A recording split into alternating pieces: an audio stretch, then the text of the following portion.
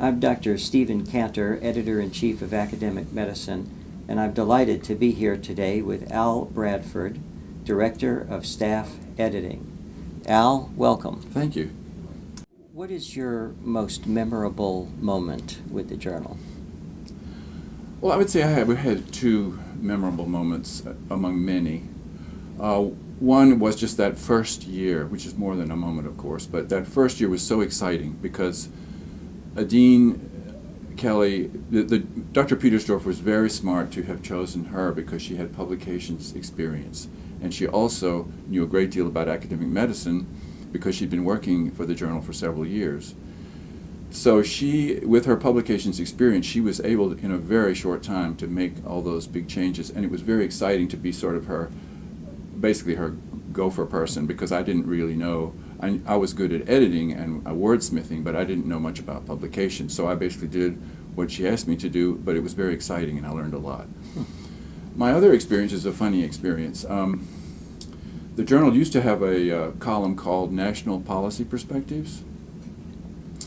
And most of the authors of the essays in that column were government officials, senators, CEOs of big organizations. And one month, the author was an NIH official.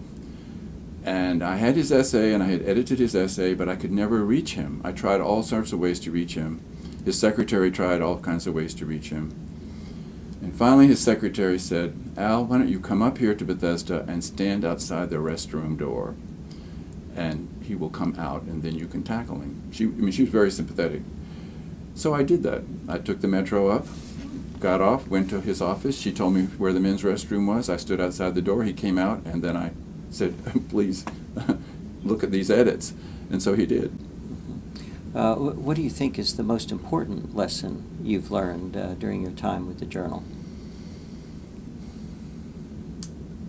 I think I have learned that there's something I can do very well. I never really realized that before. So I'm grateful to the journal to train me and to give me enough time and enough latitude so that I could actually learn how to be a good editor. It's a privilege. So that's a gift that the journal has given to me. So, Al, I know that you have spent some time in the Peace Corps. Did your experiences in the Peace Corps help you be an editor? I think they did. I think there are many ways to get the kinds of experiences you need to be a good editor, not just the Peace Corps. But I think for me, the Peace Corps helped me get a wider view of people and to realize that there are many kinds of ways to think, because I was living in another culture and I had to expand my whole way of thinking to encompass that other culture. And that's kind of what we do with authors, that each author is a little mini culture, and sometimes if you don't have flexibility and if you don't have imaginativeness, you won't be able to understand where the author's coming from or be able to kind of get inside of his or her mind and edit well. And I think another thing the Peace Corps taught me was patience. We are very deadline oriented here, and it's very it's tempting to become hysterical.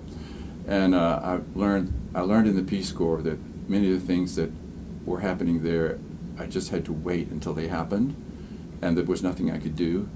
And so here, after I've done everything I can do, I don't get hysterical. I just wait for it to happen. And if it doesn't, we work out something else. So I think those are lessons that I learned. Who had the greatest influence on you? Well, there have been many. I've been very lucky to have run into many people in my life who've had a huge influence on me. At the journal, it was undoubtedly Dean Kelly. She had faith enough to hire me. I was a freelance editor and writer before she hired me. And I knew nothing about academic medicine. I didn't know the difference between a resident and a nurse, any of that. But she hired me because I was a good wordsmith and because she thought I could learn. And actually that has been those have been some of the main criteria for hiring editors even today, that when we feel that the person has the kind of mind that can edit, which is a special kind of mind, not everybody can do it, then we feel we can teach them about academic medicine and guide them in terms of journal style and journal conventions.